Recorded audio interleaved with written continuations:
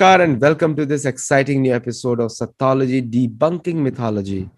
And Sathology means the science of truth, the study of truth. It's a word coined by me based on etymology, English etymology. Sat in Sanskrit means truth, and English also means truth. It's a true antonym of myth in Sanskrit means imagination or a lie or fake. So when you combine with Latin logos, Sathology becomes a true antonym of mythology. So without delay, so today we have very, very special guest, and we are starting from Kerala. Very few people do not know that when we talk about Kashmir, immediately the name of different types of pandits come to the mind. Very educated people. I'm talking from the history and learned people. But who was their teacher? That's the question. Who was their teacher? So their teacher came from a very famous place today. People usually know it for Ayurveda today, a place of medicine and yoga and different sciences, especially Kalari Payattu. And Kalari means a school, and Payattu means the art of fighting, the school of art of fighting from which karate, judo, and taekwondo, all three have come there. If you go to Dujos, Korean Dujos, and ask them where did they learn, they will say Kerala. And so we are going to talk about one personality which united the whole Bharat into one, and we all have, many people are following him, but many few people know that he is the person who brought spirituality after, you can say, the first major Kashyap Rishi, and after that was Adi Shankaracharya. So without delay, let us welcome the Princess of Travancore, Sri Lakshmi Bai Nalapad. Thank you, Aditya. I'm very happy to be on your show again. It's my honor, always a pleasure.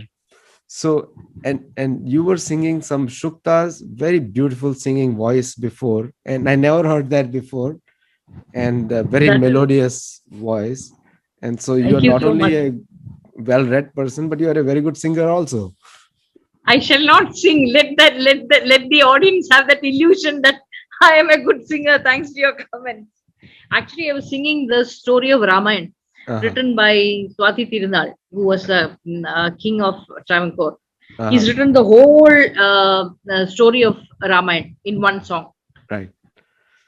So when we talk about Adi Sankaracharya, that's a correct pronunciation also, Sankaracharya. Yes. And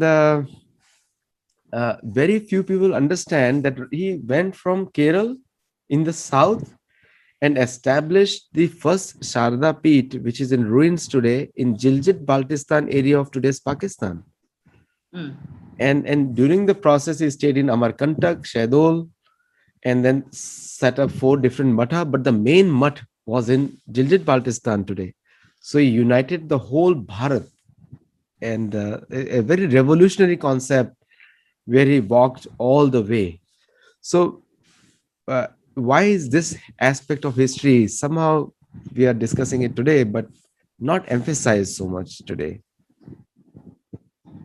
I think because what Adi Shankara did to unite the whole land, okay, because now the land has been split into Afghanistan, Pakistan, India, etc. But what he did was wonderful. Maybe at that time he could have taken horses or carriages and covered the whole of the distance in little less time than he did it, because he did it on foot. He in fact, you could call it a padayatra. Politicians now do padayatra from point A to point B to push their agenda. But Adi Shankara traveled throughout India, expounding his theory of Advaita.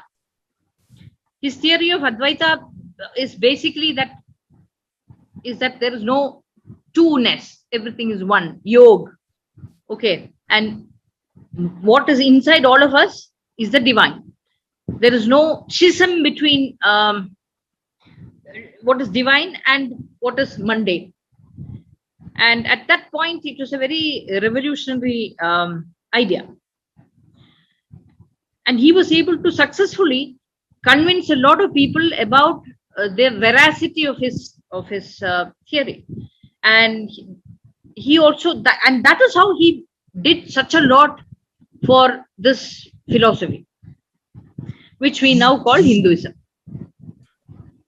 He's a single most motivating factor for the entire Sanatan Dharma in the recent memory, because we have so many of his followers in the name, and but we hardly see that non we want to see many true followers of Sankaracharya, or we request or would like to see that they should start following his footsteps. And I'm not a judge for anyone, because everyone is doing a wonderful work in their own capacity, but we would like to see people traversing the length and breadth of India for spreading Sanatan Dharma. So where do you think people have missed out this tradition, Lakshmiji, if we have? Unfortunately, in India, we have such a huge volume of knowledge that we do not see to it that knowledge is properly recorded and retrieved. We are like, okay, we have it. We have so much knowledge, so we can always go. And it is like a 108 dish buffet. You say, I'll pick up this, I'll pick up that. You don't even go and look at the buffet. You don't say, this is nice, I like this, I don't want this, I'm a vegetarian, I don't want that. We don't do that. So it is like that, and it is very sad, because parts of a lot of our knowledge is it's getting hidden. I wouldn't say it is lost yet, no, but we are slowly. I don't agree with people who say that Hinduism is under threat, and who pull out their hair and say, oh, we have this martyr complex. No, not at all. Hinduism is well and healthy, and it's thriving. Okay, It's growing all over the world. It's wonderfully flourishing. Exactly. Why should we be so scared? Yes. Any person, see, the issue I have with Hinduism, there's only these 2 points which I have issue with Hinduism. One is that the martyr complex. Oh my God, we have nothing. We are, we're being butchered, and other people of other faiths are taking over. That's nonsense. Point one. Point two is you get a fake sense of being entitled. That is also wrong. These are two extremes, and Hinduism actually lies between the two extreme views. One is that, oh my God, we have nothing. The other is that, yes, we are so great, so you better listen to us. So one is a slave mentality, the other is a bully mentality. We want a normal, nice human mentality. Lakshmiji, you are such a big uniting factor for many Sanatana Dharma practitioners. And you wrote a beautiful article on Avanam Code Saraswati Mandir. Yes. Beautiful article you wrote, and I really touched my nerves a little bit, and in a positive way. Nerves is a bad word, but touched my heart. So here we see that you wrote about how he initiated his spiritual journey from that temple, and so that temple is also very famous also, but you specifically mentioned that. So what are the important aspects of learning?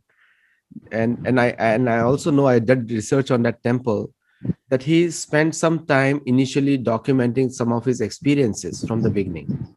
So how you would explain that temple, or the importance of that place where he's initiated that day, and that is in Kerala today? Actually, the physical location of the temple is such that it shares one wall with the Cochin International Airport, Nedimbacheri. Okay, and as you can well imagine, a place which borders an airfield is often disturbed by planes landing and taking off. There's a train passing through very close to the place. Yet, if you enter that temple, this is the first time that I've gone to this temple, by the way. There is somebody called Dr. Suvarna Nalapat, who is a doyen of information. And she has collected it. She's collected it. She's also translated it. It's there. It's available. She's the one who told me about this temple. And she also, she had written about it, and she said this is where Shankaracharya was initiated into education. Please remember that Shankaracharya died at the age of around 32. Okay. And by that age, he had achieved so much. So much. It is said that by the age of 8, he was supposed to be born in 700s, okay, 700s AD, and he, by the age of 8, he went for bhiksha. That is like you go to houses and ask them for food, because that is what sannyasis are supposed to do. Sannyasis are not supposed to, sit in a place and have huge feasts. You're supposed to survive on what you get by begging in that day. And you're not supposed to beg and store for the next day. That is one of the tenets of sannyasa. So he went to a homestead, and there was nothing in that homestead. It was poverty stricken to such an extreme extent that all they had was a tiny mango which we pickle in Kerala. And the boy Shankaracharya recited, he composed and recited a shloka called Kanaka Dhara Ashtaka. No, sorry, Kanaka Dhara Astava. Kanaka Dhara Astava. And Kanaka means gold, Dhara means endless flow. And it is said that the moment he started reciting this shloka, golden mangoes, tiny golden mangoes, which were used for pickling, started falling from the sky. And the fate of that homestead went from absolute penury to absolute riches. Adi Shankara was born to a Nambudiri family. Nambudiri is Kerala Brahmin family. His mother was Aryamba, and his mother was Shivaguru. His father was Shivaguru. He was a single child. His father passed away quite soon after his birth. He wanted to become a sannyasi. He asked his mother, he kept on asking his mother, I want to become a sannyasi, I want to become a sannyasi. And she was like, no, you're my only child. I can't let you go.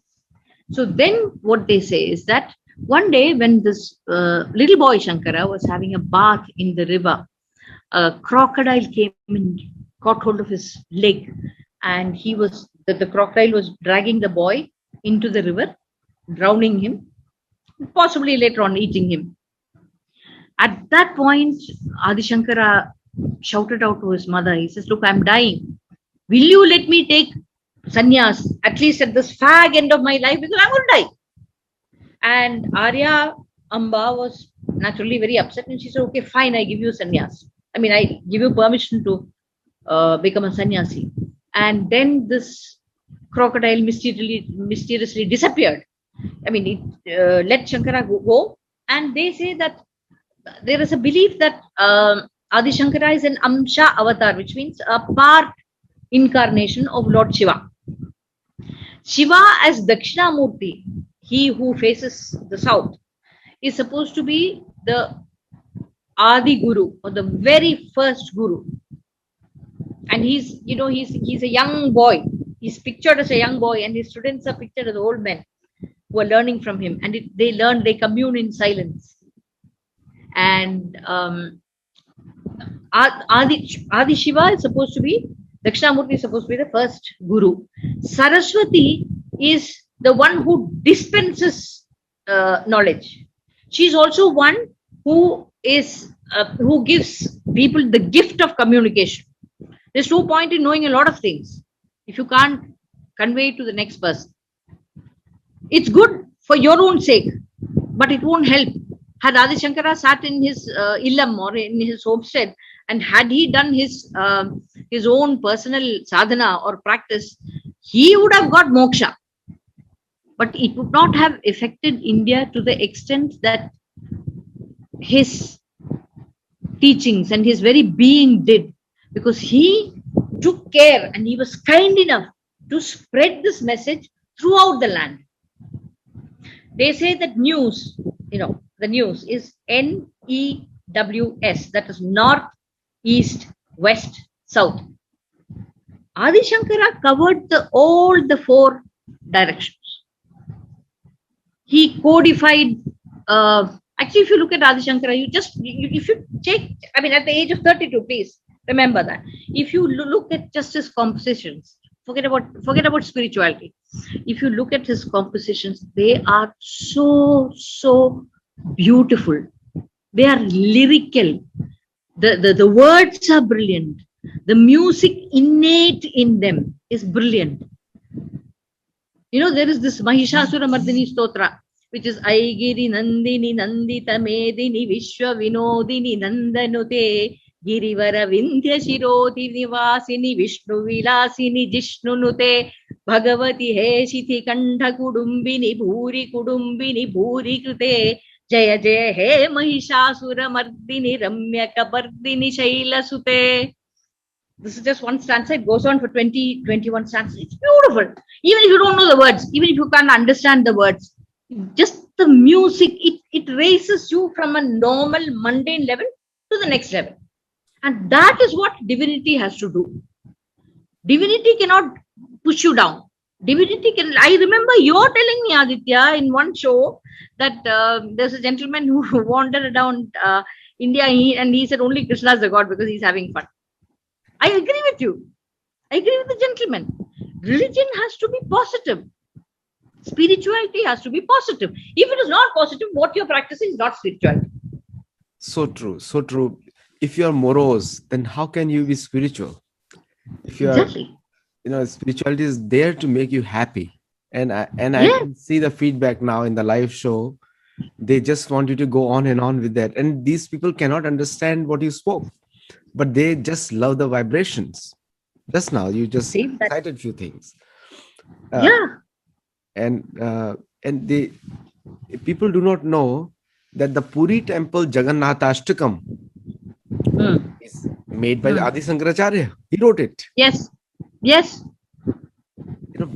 Know that the Jagannathashtakam, which everybody is in, Jagannath Swami Param Nayana Pathagami Bhavatume. This entire shlok, this entire 8 verses are written by him. And he went by walking, and like you just mentioned his age, before the age of 32, he established the Sarda Peeth, which is the topmost seat of learning at the same place where Mahabharata was first spoken by Vaishampayan to Janmajay. I know. And he walked through the entire central India right till the north without any fear. No. I know. Fearless. So this information, this knowledge which he's sharing with us, and you're absolutely right, it is confirmed by Ramanujacharya, Madhvacharya who came after him, and Sri Chaitanya Mahaprabhu from Bengal. They all confirmed that he is an avatar of Shiva. Yes. It's uniform. Because it is not possible for a normal human being to do so much, and especially in the 700. Because can you imagine just the physical problems of going through those places? You see, no roads, no communications. You're doing, you're walking and you're literally carving your path through the whole of India. So one of the stories which I really find is a historical record, not just story. In Kashmir, he met Lalit Aditya II, who was ruling at that time. And Lalit Aditya II became his disciple. And he established the Sun Martanda temple. And the Surya Konark Mandir also in the east was set up by him, inspired by him. And the Amarkantak, there is a very famous place which K.K. Mohammed had renovated, was also a series of 108 Shiva and Vishnu temples both. Yes. Were inspired by Adi Shankaracharya. Yes. And he's the one who revived the tradition of Bharatnatyam. And that too all before the age of 32. I know. I know. From the, so one of the things you mentioned in the temple is particularly this temple is the tradition which you experienced yourself about serving prasadam and honoring prasadam. Would you like to share something about that experience which you wrote in that article? Well, I reached there around 8:30 in the morning, and it's a completely the temple was completely deserted at that time. Okay, the old Kerala architecture where you have to the front step is quite high.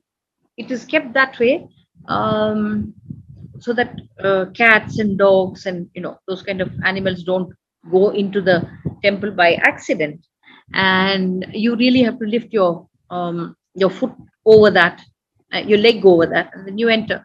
And there was this the kitchen of the temple, or the Tedapalli, as you call it in Malayalam. It was on to my left side, and there's a fire and something was being cooked. And right outside Ma's shrine, there's nobody. And I stood there and I recited the Lalita Sahasranamam, because the Lalita Sahasranamam for me personally is like, it is actually like getting a fix of narcotics or getting drunk. Okay, because it is her 1008 names, and each name is so beautiful, it is so different, it is so I mean, it gives you the all the, I mean, so many facets, facets of the goddess. And for me, it's like, it's like, I mean, I go nuts, okay, when I recite that. And when I nearly finished reciting, the priest came. Then on the other side, on my right side, as you go around the temple, you take a prahar, right? You go around the temple. You have Ganesha, Ganapati, the Saptamatrikas. Those are the female Shaktis of Brahma, Brahmani, Mahesha, Shiva, Maheshwari, Vaishnavi of Vishnu, Kaumari of Muruga, Varahi, which is the female Shakti of Varaha, the boar, and then there is in Kerala she's called Panni Mukhi, or the pig faced, in by the tribals. And it's very interesting to note that the tribals worship these Shaktis, these deities, in a very different way from the way the acharyas or the Brahmins or the people contained within the methodology of a temple worship. And then on the Namaskara Mandapa, which is the platform right in front of the goddess, I've never seen this. I've visited some temples. I've visited quite a few temples, but I've never seen that under this platform, there is Shiva, there is Ganesha, and there is the lion, which is the Vahan of Devi. The Devi is supposed to be Swayambhu. She has formed out of the earth. It's sort of Shivlinga shape, not exactly Shivlinga shape, but the easiest shape you can compare it to is the Shivlinga. They put a Golaka, that is a petal covering on top. And this is also interestingly supposed to be one of the 108 Durgalayas or places of Durga. So at the same time, in Brahma Muhurta, she is Saraswati. And for 365 minus 1 day is Mahanavami, when nobody does any learning. In the south of India, we do not have the 2 Navratris, which you have in the north of India. Because in north of India, the Ram Navami, the days before Ram Navami also is supposed to be Navratri for the goddess. You have the Navratri, we have the Navratri just before Diwali. That is our Navratri. The winter Navratri, that's our only Navratri actually in the south. And that's a big difference between the north and south of India. And just outside you have Ayyappa. Ayyappa is also a very Kerala-centric god. Recently, the the butt of a lot of controversy about whether women should go to Shabarimala, which is Ayyappa's shrine, or not. And you have Bhadrakali shrine. Now, Bhadrakali in Kerala is always the daughter of Shiva, because when the gods could not put up with the wrongdoings of the demons, they went to Shiva and they said, "Help us out. We have no other option." And Shiva got very angry and he opened his third eye, and a light came out of it. And that is why Bhadrakali Rudra Suta Bhavani Bhavanashini Shambhor Nayana Sambhuta. She was born from the eyes of Shambho. Shambho is Shiva. And she's considered to be Shiva's daughter, not his wife. In some, if it is Kali, Kali is an incarnation of Shiva's wife.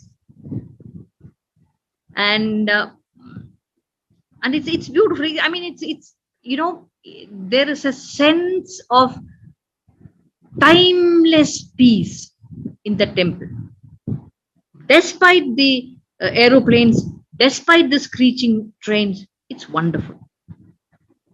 And little kids are initiated into education there. They write on rice. They write that's how they are initiated, and they give tiny bells, small bells. Bells are about this big, and maybe 1 inch, half an inch, and that is supposed to give them clarity of thought, clarity of speech, because there's no point in having wonderful thoughts if you cannot vocalize it. And that is the importance of the temple. And there are people coming. It's not as deserted. There's a lot of wonderful Indian temples are, but still I feel it should be better known. If you look at what it stands for, and if you look at what Adi Shankara did, and if you think that this is the foundation from which he came, this deserves to be much better known than it is currently. It is a heritage of India, and people who Of love course. the culture, Indian culture, whether any part of the world, if you're watching this video, Avanam Code Saraswati Mandir near the Yes. airport. And if you would like to support, let us know. From Satology, we would like to help in renovating that place and also visit that place, because by visiting that place, also you bring it onto the attention of local authorities. Yes. And this is the combined heritage of the whole of India, not just and world actually, because this is Actually, where Adi Sankaracharya gave his timeless teachings, and this is where he started, where he realized, where he studied and shared these teachings and set up 4 important Mutt of Adi Shankaracharya, seats of learning, and also inspired so many other temples, ancient temples. Like virtually, you see that influence in Dwarka, in Puri, Kedarnath. You see Surya Martanda Mandir in Kashmir, Anantnag district, and other places in Bhubaneswar. Even Bhubaneswar, that mandir is inspired by his teachings. And all the prayers that we sing over there are coming from those writings of Adi Sankaracharya, which he wrote in actually Madhya Pradesh. So from Kerala to Madhya Pradesh, and then to Kashmir, which is in today's Pakistan's occupation right now, and then Anantnag and Bhubaneswar and Dwarka. I mean, it's just mind blowing. It's one of the least told stories. And if you had not written that article, I would also not known it, because I was always searching for it. I did not know where actually he lived in Kerala. We didn't know, I did not know that. From your article, I came to know. So it's an amazing thing. So where do you think the misplaced priorities of Indians today are? Because everybody wants to serve Sanatan Dharma, claim, protect Sanatan Dharma, but without protecting the heritage of the person, because ultimately there is a person behind behind every exactly. single revolution. Without protecting that heritage of that person, virtually all the Western scholars are nothing in front of what he has written over there or done in that young age. what you have to say, how to, like, the misplaced priorities of so many people, Indians especially, who is their land, in the ignoring this important aspect of their history. Aditya, actually, I'll tell you one thing. If you take the complete antithesis of Hinduism, let's say communism. I mean, this is an academic point. Even communism owes a lot to Mr. Karl Marx, which is completely in keeping with what you just said, that without the person behind being at least remembered, forget about whether the person is revered, it's very difficult to value the philosophy. The one thing which I think Indians should do is, it's a very sad thing. Okay, this is a present day situation. Today in India, yoga is very, very popular because it has been exported to the West and re-imported. So we are looking for ratification from other people. We are looking for ratification from other people for what is ours. So we become very unconfident. We put crippling self-doubt. And self-doubt is very good. Self-doubt should be there. You can't be one of those know-it-alls. Okay. That's very bad. But when your self-doubt cripples you, then it's very bad. Because then you can't function. So thought actually a very one of the most spiritual people I have met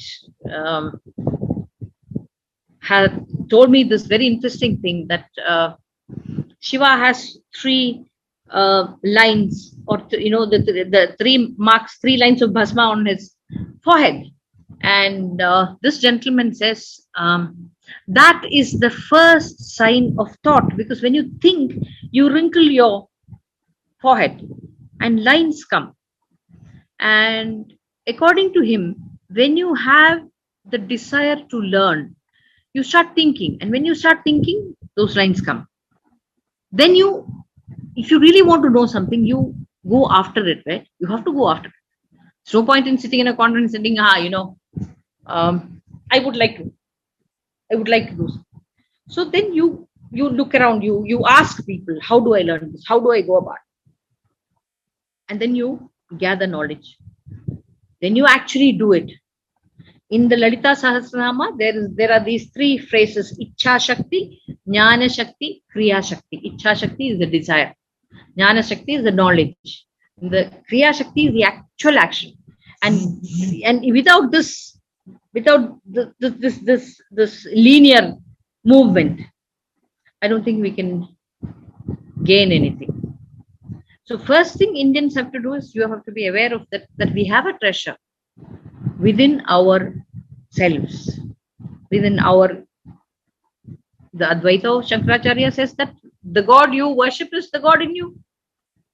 It's not like I am somebody else and God is somebody else, and I'm sort of from let's say I have a bath, I sit in front of God, I'm connecting with him. No. Adi Shankara also codified temple worship, because he correctly thought that it would be easier for a person to connect with something spiritual if there are images or symbols. I'll give you an example. My mother's mother, who brought me up, I adored her. I still adore her. She's no more, but I adore her. Okay, I know she's no more, right? Even then, will I take a photograph of hers, okay, and kick it? She's not in the photograph. She's no longer living. But I won't dream of doing that, would I? Because somewhere it is total anathema to me. And that is because that picture is a symbol. It's not my grandmother, but it's a symbol of my grandmother. And when I look at her photograph, I think of all that she has done, and I think of her. I mean, I think of how much I owe her and how much I love her, and so on and so forth. So, like that, this is the answer to a lot of people who say that our Hindus are idolaters. We are playing with dolls. We have grown up people playing with dolls. A doll of Krishna, a doll of Radha, a doll of Ganesha. We're not playing with dolls. They are symbols. And if you take the Tantra Shastra, which actually talks about how to consecrate a temple, it is the priest who consecrates a temple actually starts with an apology, saying that you, divinity, who is limitless, who is all pervasive, I apologize to you for limiting you to this vigraham or this image, limiting you to the space which is the temple.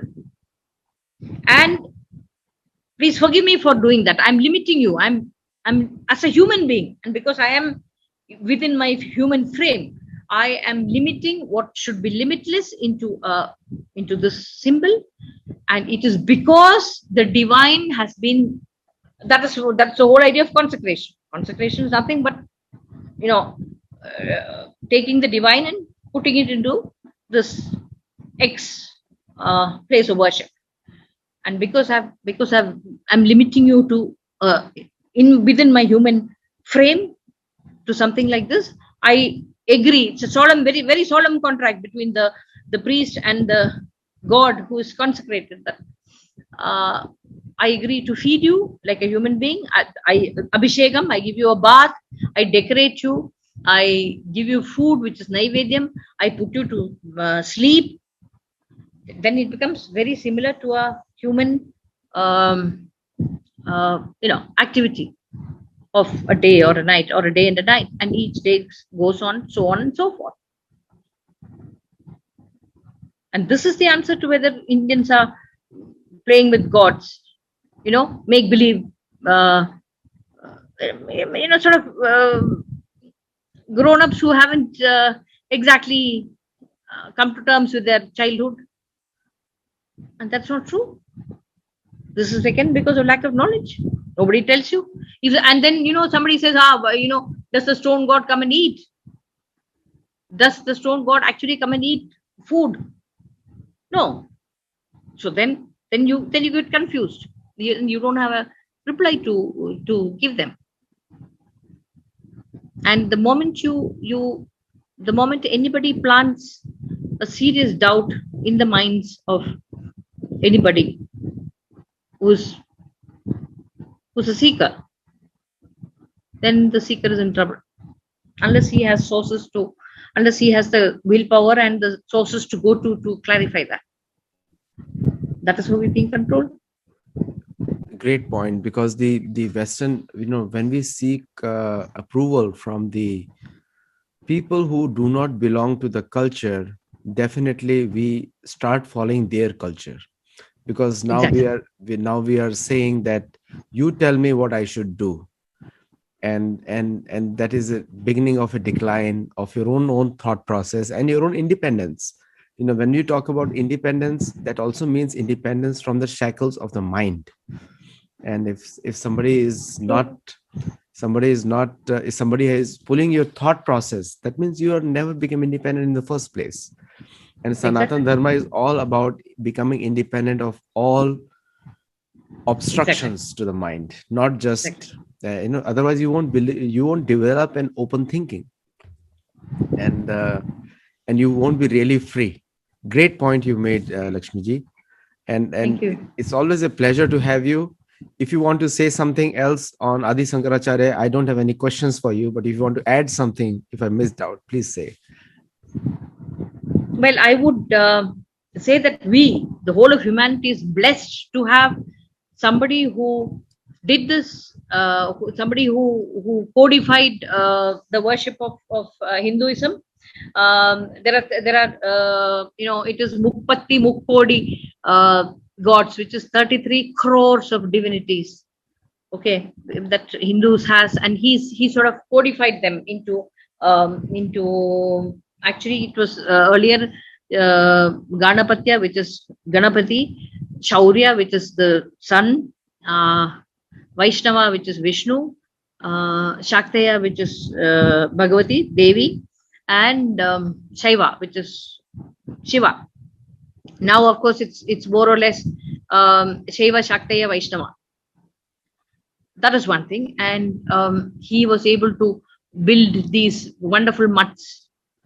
I mean, his students were the ones in fact, there's a conflict. Some people say that Kanchi was set up by Shankaracharya. Some people say that Sringeri was set up by Shankaracharya. In fact, that's a bone of contention between these two mutts.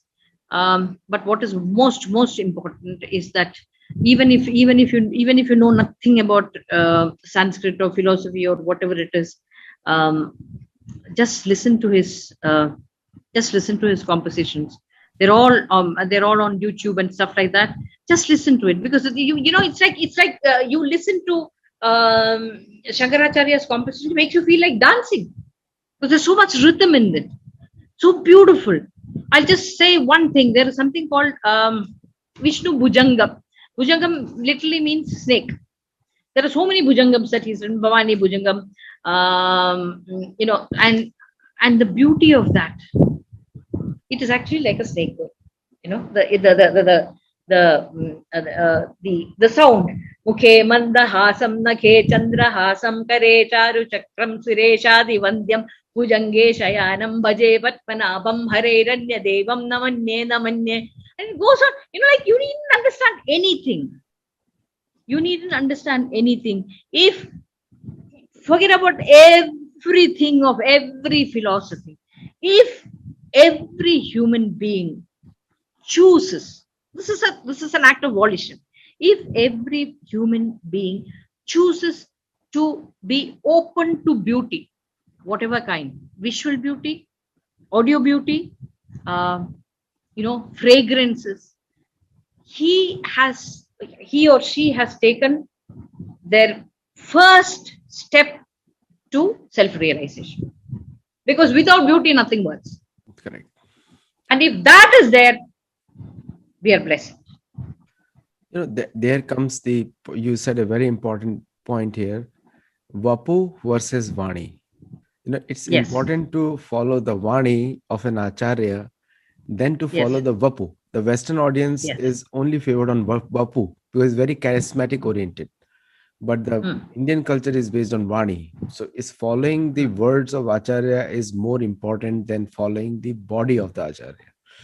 And that's where lies the difference, and where the Western thought process and the Indian Vedic thought process, totally different. In the Western process, the Vani is different than Vapu. Therefore, most of the Western scholars, they prepare a speech. They may not believe in it, but they speak. And the rest of the world just follows what he spoke. But actually, he never meant it. The speech was written by somebody else. But in the case of Acharyas from the Vedic culture, like Adi Sankaracharya, their Vani is the Vapu. There is no difference. What he is telling you is what he follows. So it's important to follow the Vani and the instructions rather than debating, building a Western mindset and questioning the Vedic heritage. So thank you, Lakshmiji. It's always a pleasure to have you. And what a wonderful, and I must tell you, I must congratulate you, and also what a beautiful rendition of these poems by Adi Sankaracharya. Thank you so much, Aditya, and thank you everybody for listening. Thank you so very much. May the divine be with all of us, which is already inside us, be manifestly with all of us and bless all of us and keep us happy. Namaste. Namaste. And if you would like any comments or questions or the next topics for Lakshmiji, do let me know and we'll cover that in detail. And I already have one topic about Lalita Sahasranam. So thank you so much. Namaskar.